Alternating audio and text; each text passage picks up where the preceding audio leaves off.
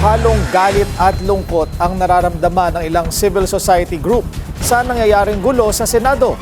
Kinasuhan na rin nila ang mga tumulong umano sa pag-eskapo ni Senator Bato. Ang detalye sa agenda report ni Joan Manalo. Inirereklamo ng obstruction of justice sa Office of the Ombudsman sina Senate President Alan Peter Cayetano, Senator Robin Padilla at si Mau Aplasca dahil sa umano'y pakikipagsabuatan nila sa sinasabing pag-eskapo ni Senator Bato de la Rosa matapos ang Senate shooting noong May 13. Pasado alas 9 ng umaga dumating sa tanggapan ng Ombudsman sina Tindig Pilipinas co-conveners Kiko Aquino D at Sylvia Claudio kasama ang ilang miyembro ng civil society groups at pamilya ng mga biktima ng extrajudicial killings. Naniniwala po kami na lahat po ng nagawa nila, yung mula sa pag-place under protective custody kay Senator Bato hanggang sa paggamit ng sasakyan para sa pagtakas mula sa Senate building, inagawa lang nila dahil sa office na ino-occupy po nila. Dagdag ni D, akma lang na ireklamo sina Cayetano, Padilla at Aplasca sa Ombudsman para agaran ng maimbestigahan ang kaugnayan nila sa mga kaguluhan sa Senado.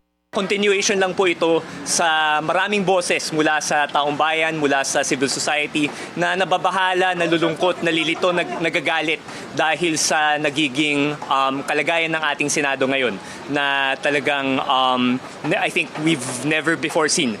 Paraan din anya ang reklamong ito para manindigan na makatarungan at naaayon sa batas ang prosesong isinasagawa ng ICC na naglabas na ng arrest warrant para kay De La Rosa bilang co-perpetrator sa kasong Crimes Against Humanity ni FPRRD. Kaugnay nito ay nagpadala rin ng complainants ng kopya ng kanilang reklamo sa ICC bilang courtesy at pagbibigay impormasyon. Hindi rin pinalagpas ni D at ng mga complainant ang patuloy na pag-boycott ng Senate majority sa kanilang mga sesyon. Naniniwala sila na dapat nang bumaba sa pwesto si Cayetano.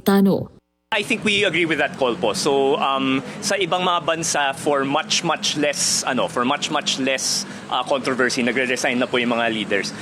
Yung gulo sa Senado natin ngayon, never po natin nakita sa ating kasaysayan at saka talagang sumabay siya sa pagpasok ni Senator Alan Peter Cayetano bilang Senate President. So I think on that basis alone, karapat-dapat po siyang mag-resign. Sa ngayon, wala pang pahayag sina Cayetano, Padilla at Aplasca sa hinaharap nilang reklamo sa Ombudsman. Bukod sa reklamong obstruction of justice, pinag-aaralan na ni D at ng ibang complainants ang mga maaaring legal remedy para mapanagot ang mga senador na sangkot umano sa pagtakas ni De La Rosa.